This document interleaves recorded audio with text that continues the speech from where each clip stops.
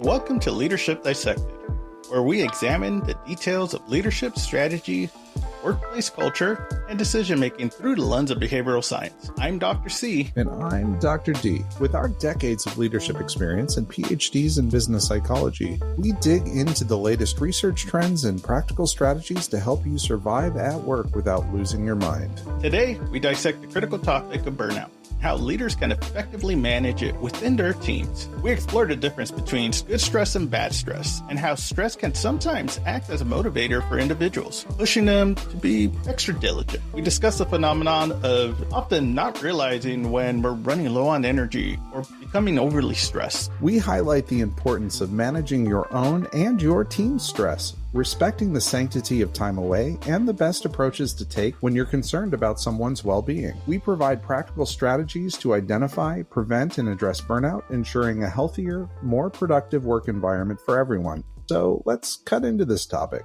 Dr. C, what is burnout and what are the symptoms? Burnout is a state of physical, emotional, and mental exhaustion, often caused by prolonged stress. If we're going to break down the symptoms, you can break it down into 4 categories. First set of categories are those physical signs. That can be chronic fatigue, trouble sleeping, sometimes leading to insomnia. Often people who are encountering a lot of stress, starting to get those symptoms of burnout, also get sick more often.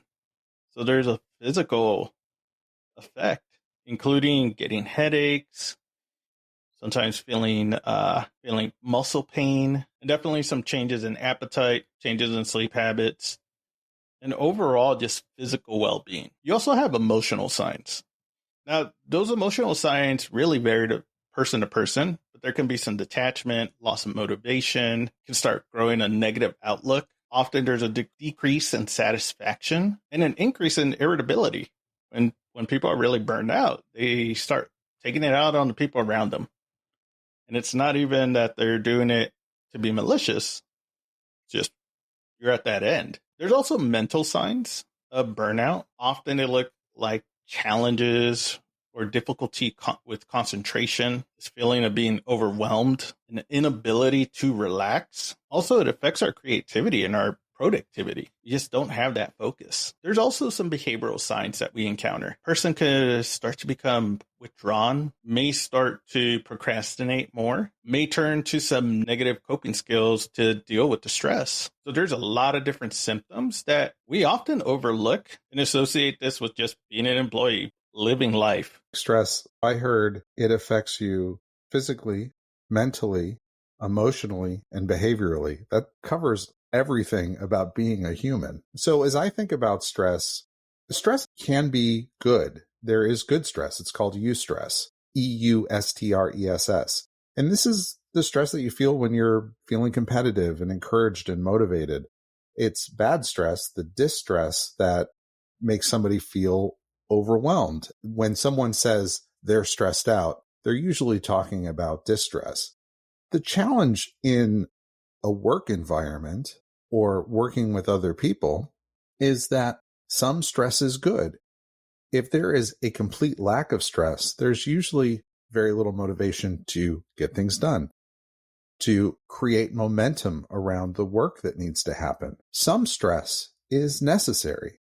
The challenge is that most people working today, particularly in leadership, have such a constant amount of stress. It's very difficult to recognize the difference between that tipping point from good stress to bad stress. People walk into burnout without even realizing that they're in a burnout frame of mind, physicality, mentality, emotionality. Absolutely. And I think with certain industries, we see these higher prevalence of burnout. Healthcare field has a very high prevalence of burnout coming from a lot of experience working in healthcare. That good stress, that eustress, often comes out because there's a lot of adrenaline.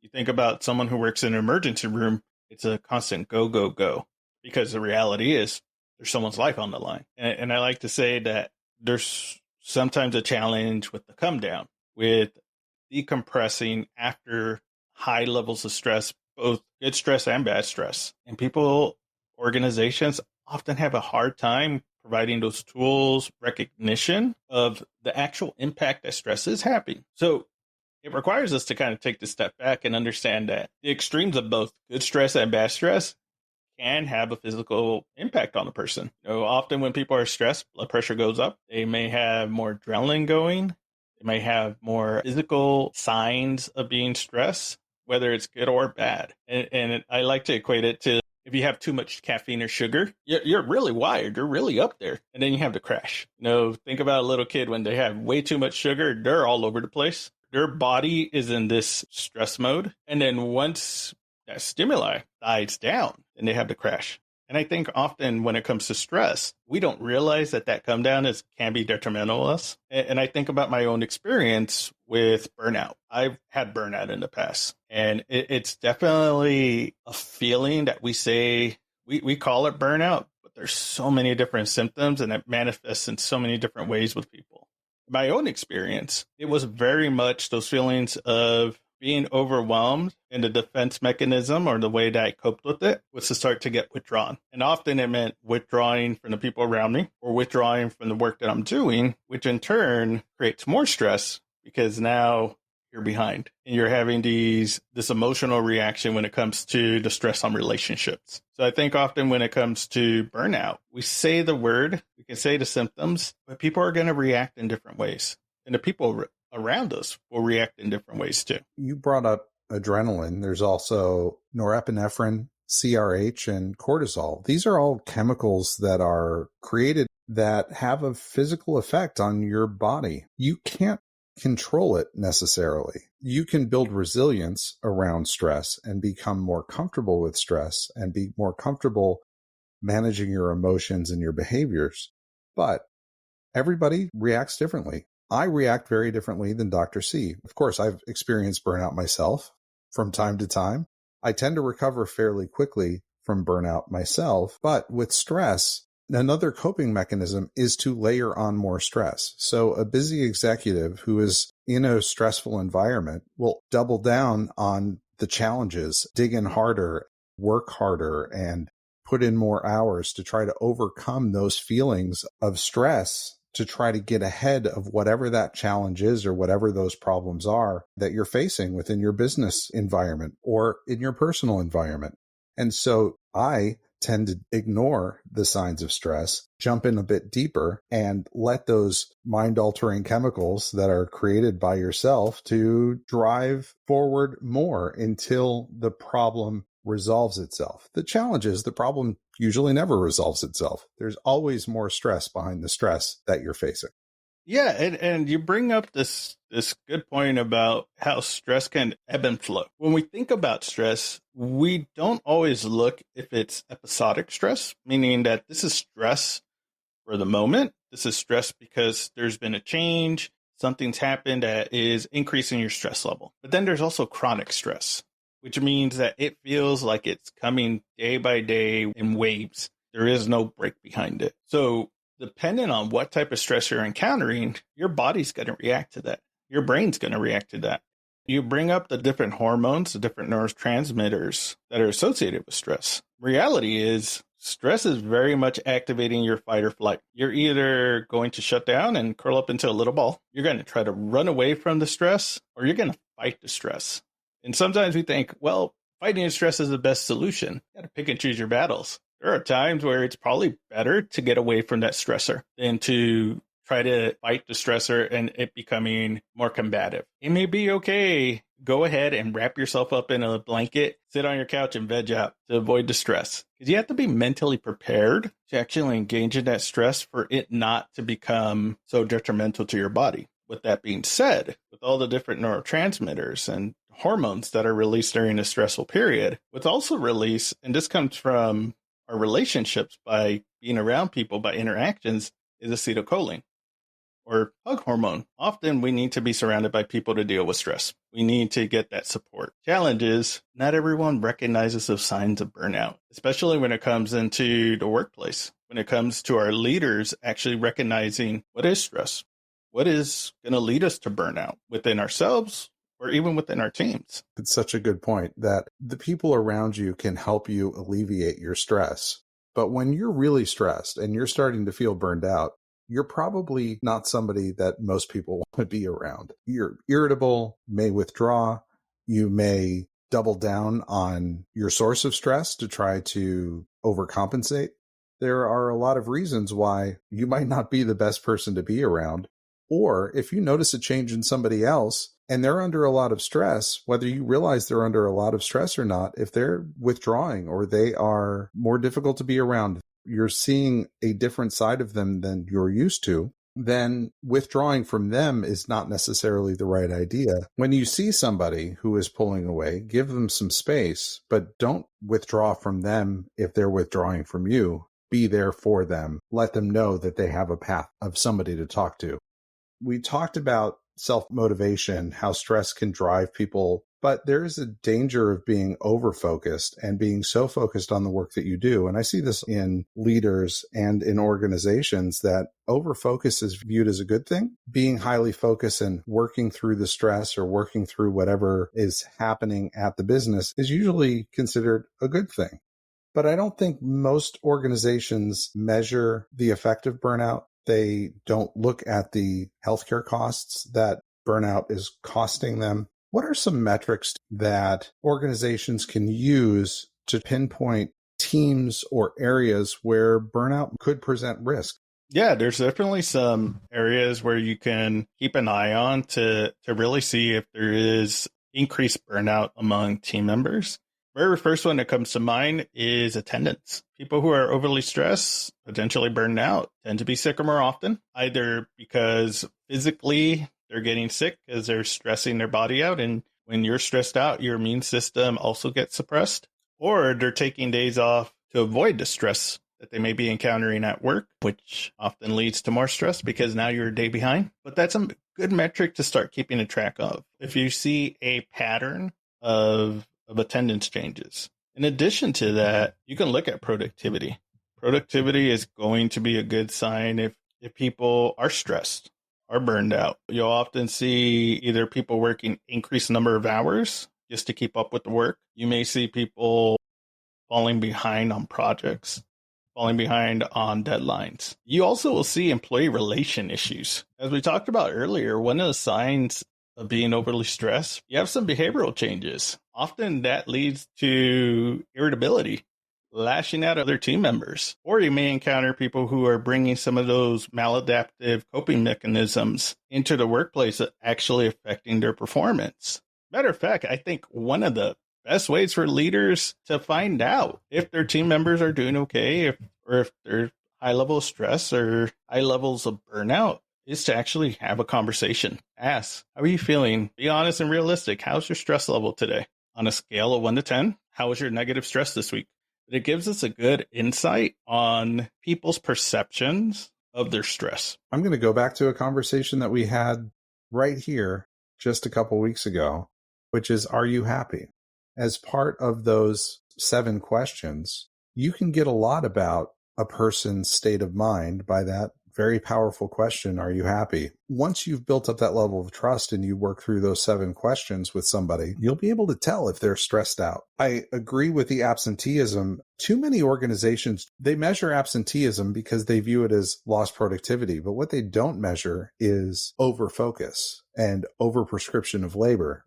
They're not looking at email metrics to see if people are emailing from 5 in the morning until 10 o'clock at night. They're not looking at those metrics to say, are employees actually disengaging from work when they are not at work? Or if they're at work from 5 in the morning till 10 at night, what's going on? Because something is not effective there. Another metric that we talked about previously is what are PTO balances? Are people building up excessive PTO balances? Are they taking the time off that they've earned? Because anyone who is carrying an excessive PTO balance is at risk of burnout and is at risk of leaving. So I like how you bring up this idea of a lot of organizations, without trying, encourage people to really go above and beyond to the point where a person can burn themselves out. And I like to use the analogy of a shooting star. Often, especially when you're early on in your career or trying to grow your career, we refer to people as shooting stars because they're doing a lot of work. They're taking on extra responsibilities. They are those people who are working on their vacation, working after hours. Here's the funny thing about shooting stars. Shooting stars burn out. And I think for a lot of organizations, it's breaking this habit that has grown over the years that your productivity is your only worth. If you're not answering those emails at 10 o'clock at night on a Saturday, then you don't care about the company. You don't care about the work. And I think for a lot of organizations, this is becoming a maladaptive behavior because we're kind of holding a carrot in front of people that here's the carrot that you want to reach: promotion, more money, more recognition. And we do everything we can to try to reach that carrot, not realizing that if we actually pause to see the actual impact of us trying to chase all day, we'll realize that that's leading to a lot of burnout. Looking at this, there's a different in viewpoints as we look at different generations of workers. I think one of the chief complaints that I hear from a lot of leaders is my new employees want more days off. They want to stop working at 5 p.m. when it's their end of their shift, end of their day. But I think there's a greater recognition from people entering the workforce that there needs to be a balance, that there needs to be some self-care. There's a want to be connected to the work, to connect it to the purpose of what they're doing as a way to help reduce stress, or at least that negative stress or distress, because we're more willing to work towards something we care about, something that fills us, than the things that we feel aren't going to have a true impact on their own individual lives. Purpose is the great motivator. If you can feel connected to a purpose, you will give every ounce to fulfill that purpose. So even a purpose-driven motivation has to be monitored and has to be tempered, because I know that when I'm really excited about something and I'm working hard on something, I will put as many hours and I won't stop until it gets to where I feel like I've achieved a goal. Now in business, the goal is never achieved. There is never an end to what you're trying to deliver. You are trying to grow, scale your business. You're trying to delight your customers. You're trying to keep your team and your employees motivated and happy. You're trying to improve on technology. The goal is never reached. So people who are exceptionally motivated by their purpose can overdo it. But there is also a social contract. And this is being borne out generationally in the workforce today, in that some employees believe as long as they fulfill the social contract, the contract that I will do the work, the job that you're paying me to do, but that's all I'm going to do. It's a very different mentality. I agree with that idea that an organization has to hire the right amount of people to get the amount of work done that's expected. I also recognize that there are some people who are going to go above and beyond and put in more than their social contract has been built for. There are people who will work more hours and do more because work is their hobby, or it's their passion, or it is the thing that gives them a sense of fulfillment. That is not everybody. But I also equate this to the idea that in business, you have a contract with another organization to organization. You don't give a bunch of free extras. You live up to the terms of the contract, and you don't deliver necessarily more because that's not profitable for you. And I think, to your point, employees who are newer in the workforce are living to their social contract, and they're doing it to prevent burnout. I think part of that is there's a greater recognition now that burnout is real. In different cultures, different organizations are going to take different views on how do we support and manage people's stress to prevent burnout. Now, when it comes to managing stress, it's important to identify what's causing it. In psychology, there is this term called locus of control. The locus of control is your viewpoint on whether things happen to me or things happen because of me. So we have an external locus of control, meaning things that happen to me, which separates the control over it. Meaning I didn't get that promotion because my supervisor doesn't like. Or better example, I was late to work because there was a lot of traffic. Now, an internal locus of control is really looking at things that happen because of me. So it could be, I didn't get the promotion because I have all these deficiencies. Or I was late because I'm going to give you a laundry list of different reasons why I was late, excluding any external factors. Now, our viewpoints on this control influences how we deal with stress and how we handle stress if we internalize stress that is completely out of our control. And one of the biggest lessons I learned growing up and in my professional life, if your stress is attributed to someone else's behavior, you're going to drive yourself crazy. Because the reality is you cannot control that person's behavior. You cannot change a person. But that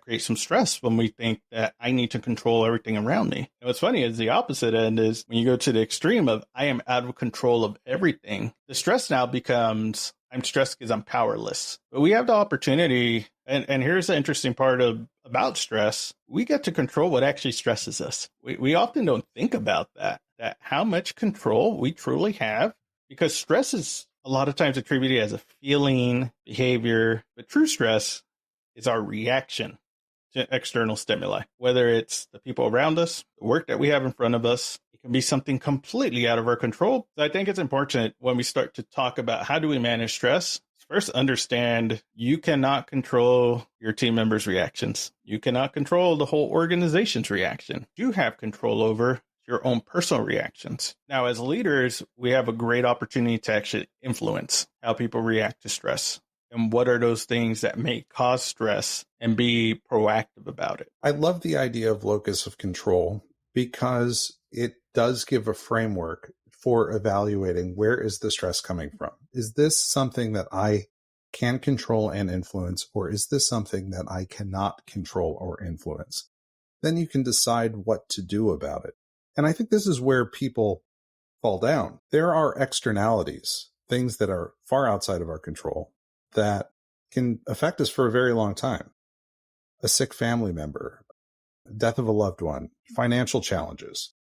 There are a lot of things that are outside of your control that cause stress and cause stress duly. When you recognize those things are outside of your control, the question is, what do you do with that? Do you get help? Do you find support? What is your action? What activities do you take to work on those things? Now, there are prolonged, intense stressors on people's lives.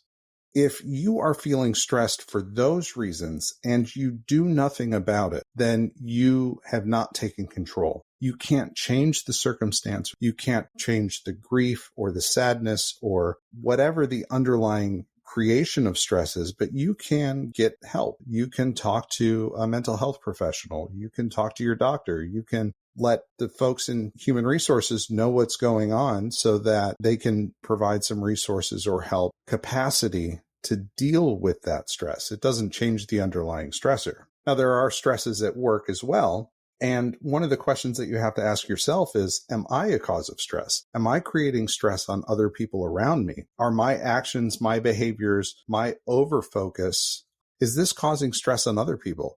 Is my responding to email at 10 o'clock at night causing somebody else to feel like they need to take time out of their evening to respond to an email? Or if they wake up to a bunch of email from me, is that creating stress on them in the morning? Am I actually pushing the send button at 8 a.m. or am I pushing the send button at 10 p.m.? When people are stressed out, one of your favorite topics, Dr. C, when someone takes that external locus of control and tries to make it an internal locus of control, when a stress leader becomes a micromanager, when they try to control the situation around them by trying to overexert their influence on other people because they're stressed out themselves and they think that the only way to resolve a problem is to try to control the problem. I think that's important for any leader to recognize is often we set expectations, but we don't role model those expectations.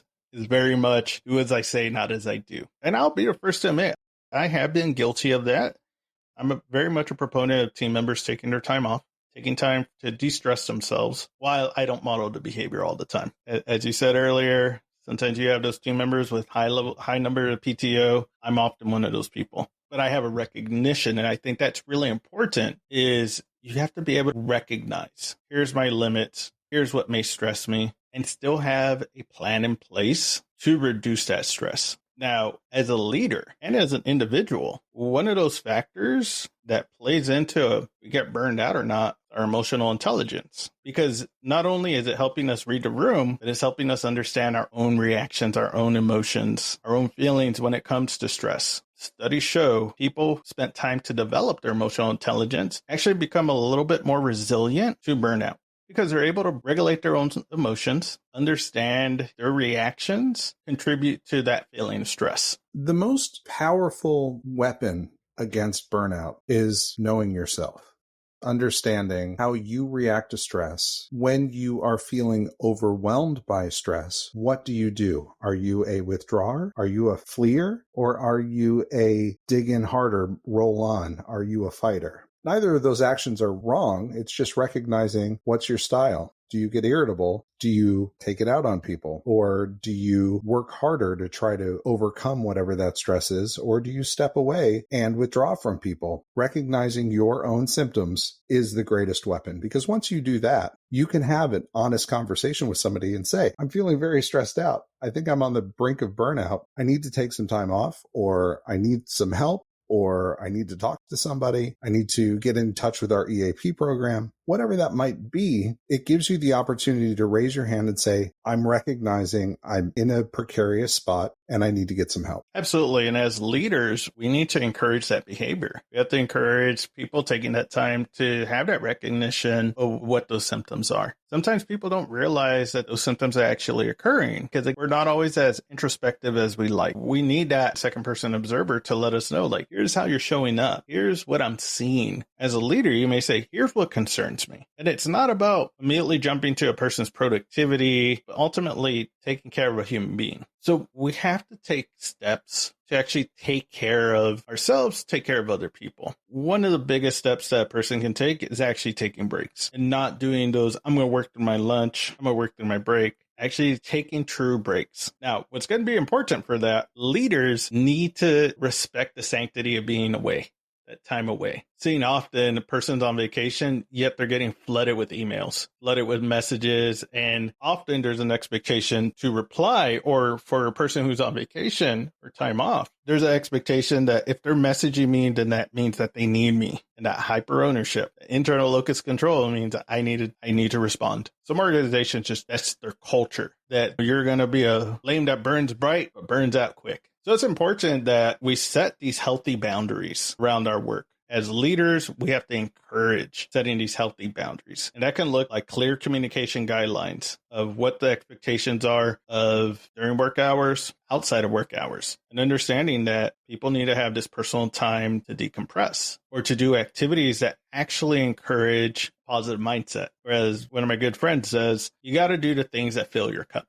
because an empty cup can't give anything. You also have to be willing to provide assistance when a person is in that midst of a struggle. And that assistance can be, an ear to hear them out. It can be evaluating, does the workload actually make sense? Or is there something going on that we can look at? My son was born at 4:00 in the morning on a Tuesday. And I sent the email to the folks that I was working with saying, hey, I'm out of the office. My son was born. He's healthy. Everybody knew. I got a call at 9:30 that morning. Dr. D, we really need you to come in. Important person in the company needs your help with something. I said, well, my son was just born hours ago. I don't think I can leave. No, I'm not going to come in. And that caused me a tremendous amount of stress. How can I make this work? How can I be here and help solve whatever crisis of the moment? And I realized that, one, because of my mental gymnastics, try to do both, which there was one clear priority. I had to change some things about the way that I was thinking about the world. And the first thing that I thought is, why was I getting called mere hours after my child being born to come into work for some crisis that I'm sure somebody else would have been able to support or solve? And that's when I realized that's not the place for me.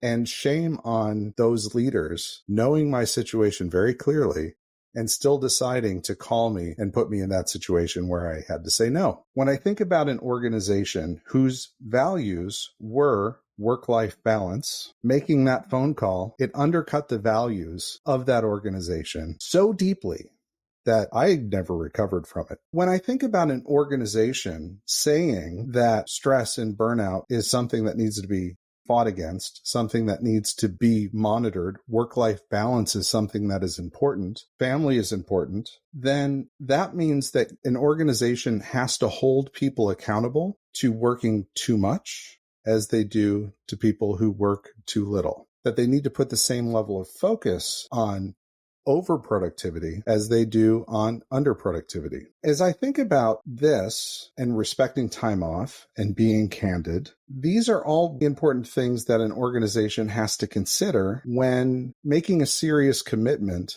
to resolve burnout.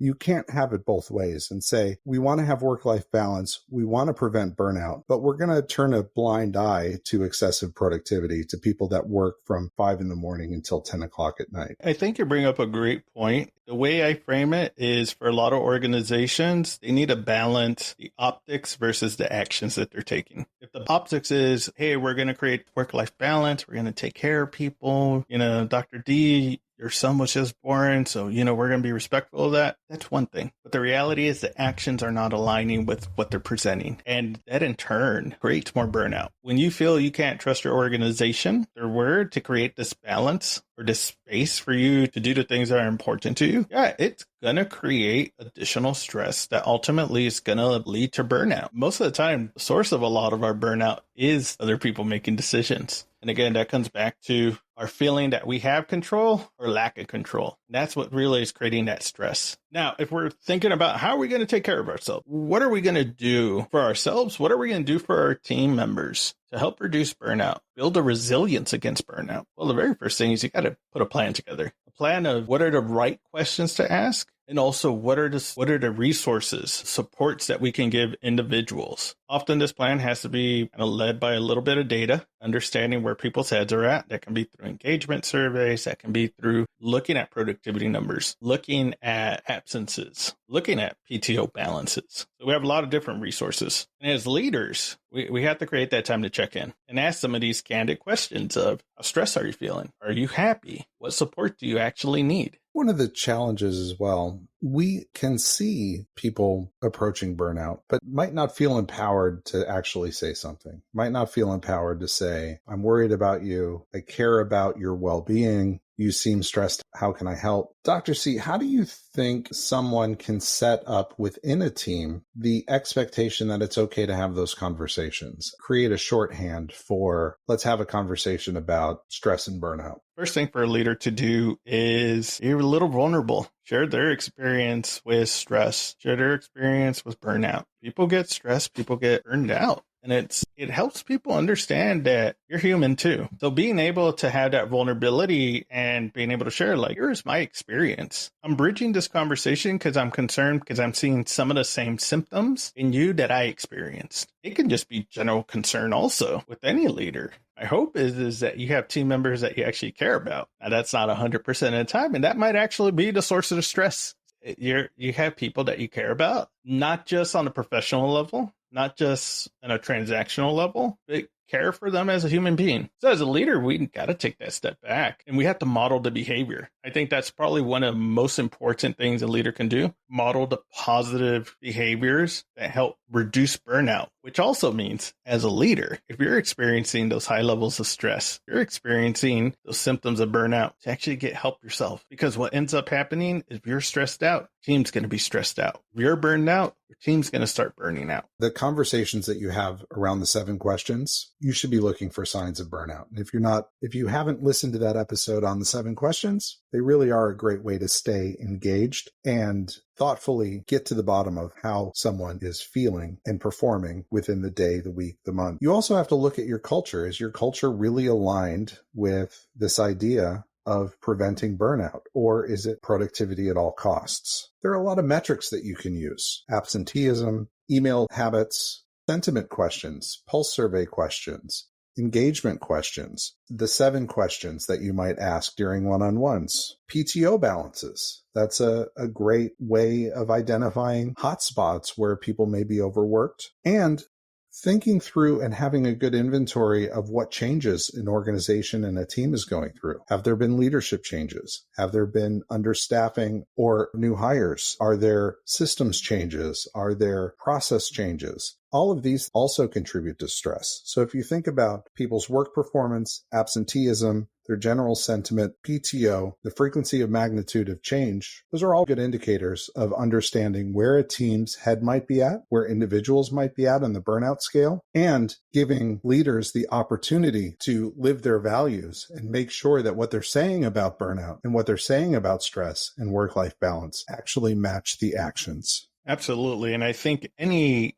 actions you do take, you have to be authentic about it. You have to provide authentic support, authentic feedback, and not draw assumptions of why certain things are happening, because that in turn can create more stress, can create misalignment on how we're actually supporting people. Now, really, as a leader, as an individual, if we want to address burnout, there's a couple of steps we can take to help prevent it, help mitigate the risk of burnout. Very first thing, you gotta take time for yourself. You gotta take breaks. You gotta take vacations. Utilize your PTO. As I tell my team members, if you're that worried about the work, you have the budget to leave the country. We have geofencing. You can't check your email. I can't message or Teams you.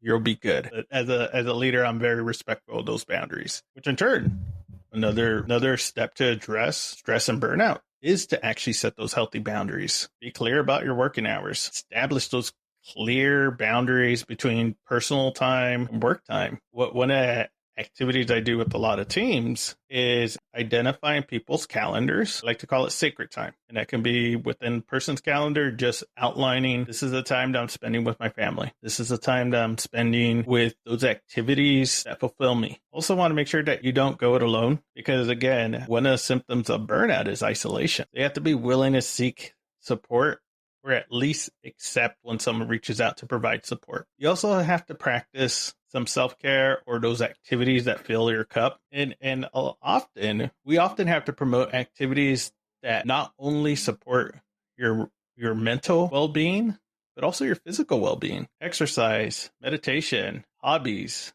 I know for you, Dr. D, you're a big runner. Getting that couple miles in with the runner's high just to clear your head goes a long way with reducing burnout and stress. And finally, both leaders and team members having the conversation. Is the workload that a person has fit right? Assessing and adjusting that workload and the responsibilities to help prevent someone from feeling overwhelmed. What I often tell people is, as a team member, as a leader, don't let yourself suffer in silence. That's what's going to lead to burnout.